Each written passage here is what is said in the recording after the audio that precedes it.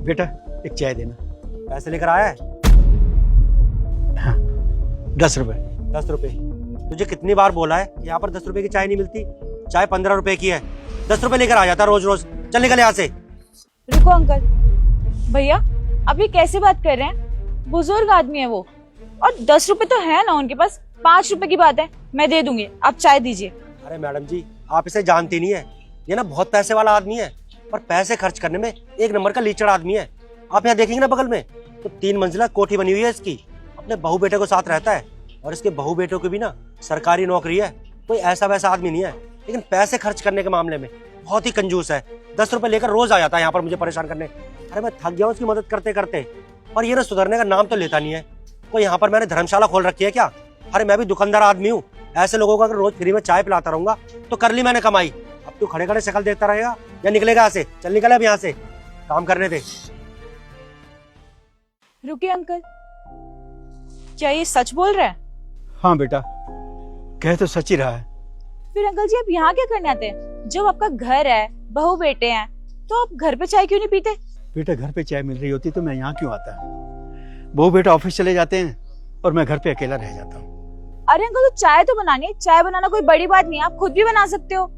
क्या है ना बेटा, मेरी बहू ने मुझे रसोई में जाने से मना कर रखा है।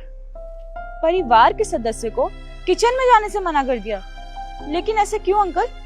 क्या है ना बेटा, एक दिन मैं चाय बना रहा था तो मेरी बहू मुझसे आके कहती है कि पापा जिस दिन आपसे चाय बनाने लगे हो, चाय पत्ती, दूध और चीनी का खर्चा ज्यादा हो गया है। तो बेटा चाय पीने की मेरी पुरानी आदत है, मेरे पास पैसे नहीं होते, तो बस इसीलिए बेटा जब मैं घर का राशन लेने जाता हूँ उसमें से 10-5 रुपए बच जाते हैं, तो बस उसी से मैं चाय पीने आ जाता हूँ। बस बेटा ये जो कह रहे हैं ना मैं कंजूस हूं, बेटा मैं कंजूस नहीं हूं, बस मेरे पास पैसे ही नहीं होते।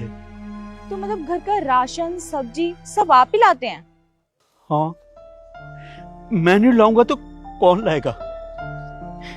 बेटा एक दिन बहू ने कहा कि सारा दिन घर में पड़े रहते हो, घर का राशन नहीं ला सकते, तो बस मैं राशन लेने चला जाता हूं। इसी तरह से मेरा घूमना फिरना भी हो जाता है। मेरे बहू और बेटे को मुझसे कोई मतलब नहीं है। मेरे बेटे ने एक दिन मुझे आकर बोल दिया, अरे पापा तुम तो घर पर बोझ हो।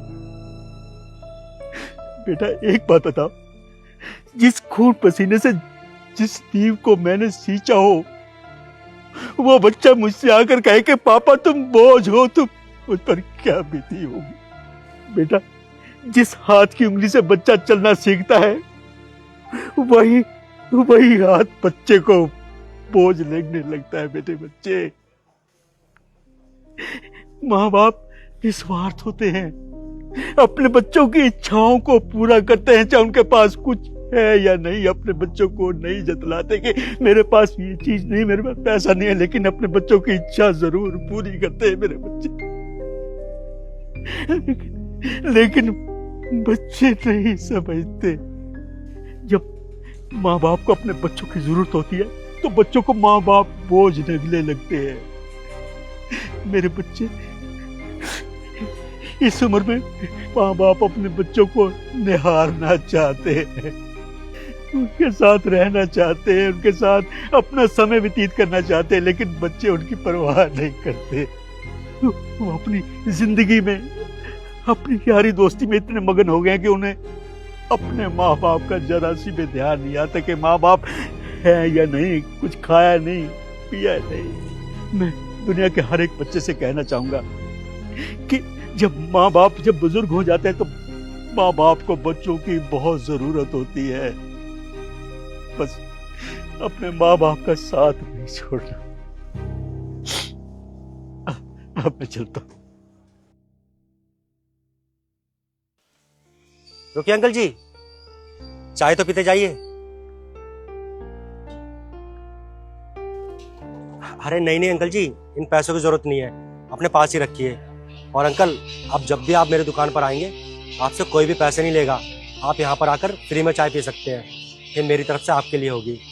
और अंकल आपने वो कहा ना कि हमेशा अपने माँ बाप का ध्यान रखना चाहिए, कभी उनका साथ नहीं छोड़ना चाहिए।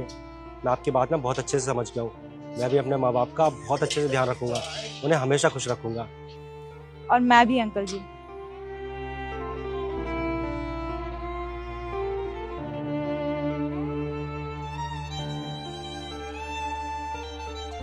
चाहे आप पूरी दुनिया जीत लो, लेकिन अपने माँ बाप का दिल नहीं जीत पाए ना, तो कोई फायदा नहीं है।